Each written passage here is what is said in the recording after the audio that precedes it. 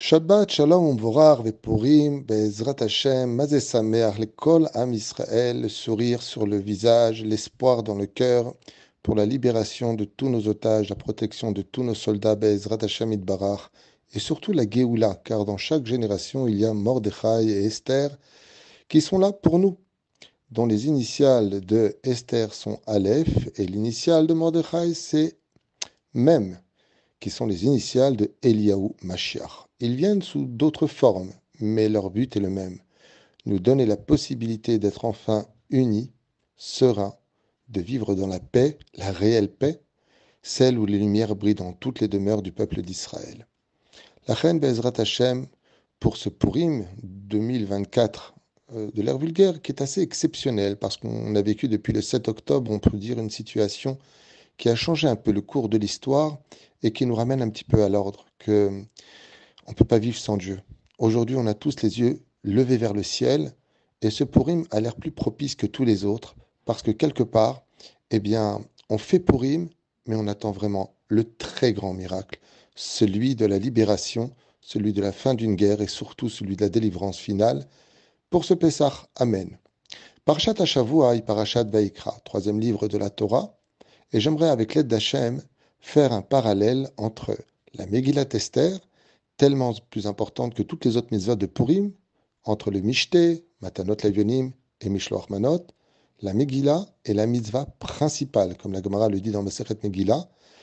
Pourquoi on ne dit pas le Hallel? Parce que la Megillah elle-même est le Hallel, d'où l'importance de chanter la Megillah et de ne pas la lire, car tout celui qui vient un grand miracle et qui chantera en l'honneur d'Hachem aura le mérite de vivre encore un plus grand miracle. Tout comme on dit Az Yasher Moshe, quand on est sorti du pays d'Égypte, quand viendra la Géoula finale, on chantera Shirul Hashem, Shir Chadash. Chantons en l'honneur de Dieu ce nouveau chant.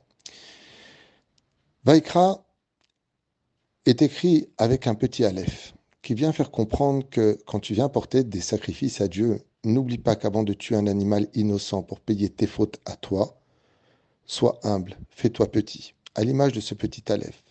Ce petit aleph que Moshe exprime dans son extrême humilité, car Dieu l'appelle. Et il n'ose pas l'écrire avec un aleph important ou imposant, voulant faire comprendre qu'il m'a appelé moi, mais il aurait pu appeler quelqu'un d'autre. Une autre explication vient nous dire que les petits viennent pour lire les corbanotes, d'où le petit aleph, aleph zéira.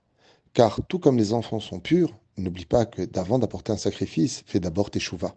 Car si tu comptes tuer un animal pour rester ce que tu es, alors que lui vient te faire la réparation, ça ressemblerait à quelqu'un qui vient régler tes dettes et toi, tu es déjà en train de t'emprunter de l'argent ailleurs. Ainsi donc, c'est un trou dans l'eau. Faire attention de, quand on demande pardon à Dieu, de vraiment prendre sur nous l'humilité qui mène à la pureté. Il y a marqué comme ça, hein, Adam qui akriv mikem korban. Un homme qui prendra de lui son korban. Au sage de nous dire, de lui, pas du vol, qu'il prenne de ce qui lui appartient réellement à lui, et il l'apportera devant Dieu. Au sage de poser une question pertinente. Pourquoi le mot Adam est-il utilisé ici, alors qu'on aurait pu utiliser le nom de Enoch, qui veut dire un homme, un humain, Gever, un homme, car il faut être un gibor, il faut être un héros pour faire teshuva et se remettre en question, ou le mot tout simplement Ish, Ish qui écrit Mikem Korban, un homme qui prendrait un Korban. Effectivement, quand on vérifie quelle différence y a-t-il entre ces noms différents qui définissent le mot homme, c'est que le mot Adam est spécifiquement utilisé pour définir un homme marié. Comme on le dit dans la troisième bénédiction quand on marie un Khatan et une Kala, Baruch Ata Hashem Elokeinu Melech Haolam Yotzer Ha-Adam, qui a enfin formé l'homme, ce qui fait qu'on devient Adam qu'à partir du moment où on est marié. Car, au sage de nous apprendre qu'un homme ne peut pas venir incomplet devant Dieu, ni des défauts moraux et à plus forte raison des défauts physiques. Et ainsi donc, dans la complétude de l'homme se trouve son épouse, pour exprimer quelque chose et un clin d'œil très sympathique. Aujourd'hui, il n'y a plus de corbanote, ce qui fait que quand tu te maries avec ton épouse, elle te rend un homme. Elle te mène à un niveau extrêmement élevé. Et c'est vis-à-vis d'elle maintenant que tu devras travailler particulièrement ton humilité, ta Torah, ta pureté, ta sagesse. Ce qui fait que le plus grand sacrifice d'un homme, Beaucoup plus important que d'apporter un korban à Dieu, c'est le shlom bayit. Quand l'homme et la femme comprennent qu'ils doivent prendre sur eux et faire les efforts nécessaires, de remise en question, de savoir s'arrêter au point de vue de la vulgarité, sur le point de l'énervement ou de l'émotion exagérée, de dire, hey, au Beth Amikdash, des animaux innocents mouraient pour nous. Est-ce que pour que nous, on vive nous-mêmes, on pourrait peut-être faire l'effort d'être moins qu'un animal, de cesser de parler comme un animal? Adam, qui a créé Mikem, mais tant que tu es marié, comme le dit la Gemara, quand un couple divorce, c'est les pierres du misbéach qui pleurent. Pourquoi? Au sage de nous dire, car les pierres, elles, sont du minéral et non pas fautées. Mais elles prennent sur eux la faute des autres, et le sang s'écoule sur leur dos. Et elles disent, nous, on n'a rien fait, et pourtant on prend vos fautes. Et vous, vous avez fauté, et ne méritez que ce que vous avez. Ainsi donc, Adam qui écrive Mikem Korban, quand tout va bien dans la vie du couple, quand l'amour existe dans la chambre et que la Shekhina descend pour les bénir, eh bien ça c'est le plus grand de tous les sacrifices. Arriver à un Shlom Bait te permettra, Bezrat Hashem, d'éviter de fauter. Car quand tout va bien à la maison, tu n'as plus rien à chercher dehors. Et si tu as des fantasmes, alors soigne-toi, avec plus d'études, plus de moussard et plus de règles dans ta vie. Ainsi est la Megillat Esther.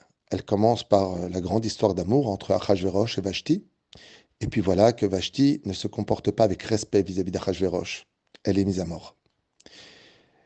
Achashverosh comprend parfaitement l'importance d'avoir une reine. Malgré toutes les pilakshot qui se trouvent dans son royaume, les harems qu'il possède, eh bien, les concubines, on appelle ça, eh bien, Achashverosh va avoir une conduite presque irréprochable vis-à-vis d'Esther. Et c'est ce qui lui donnera la bénédiction de rester vivant. C'est ce qui lui donnera la bénédiction d'être souverain sur le globe de la terre. Si on était conscient, à l'image d'Achashverosh, qui va respecter Esther, protéger Esther, et Esther, qui va de son côté s'occuper aussi bien de son mari, de le respecter. Je ne puis me présenter devant le roi, car il ne m'a pas appelé. Quel respect vient nous enseigner cette Megillah? Pourquoi? Parce que le mot Adam est empreint de 3 lettres, Aleph, Dalet, Mem. Aleph, Oev, Dalet, d'ivrer, Mem, Moussar. Je traduis en français. Être un homme, c'est celui qui aime la moralité qui se vit dans l'histoire de son couple. Ne fais jamais à l'autre ce que tu ne voudrais pas qu'on te fasse. Respecte l'autre comme il aimerait être respecté. Aime-le parce qu'il a besoin de ton amour. Lui en a besoin, même si tu n'en es pas capable. Donne-lui ce qu'il lui faut pour que Bezrat Hashem, l'impossible puisse se réaliser. Esther et Achashverosh n'ont rien à voir. Elle est juive, il ne l'est pas. Esther n'était pas reine, lui était roi. Et pourtant, on pourra constater du début à la fin de la Megillat Esther quelque chose d'invraisemblable. Esther et Achashverosh trinquent à la fin de cette Megillah avec la phrase La Yehudim haïta ora vesimcha vesason veikar. Comment c'est possible?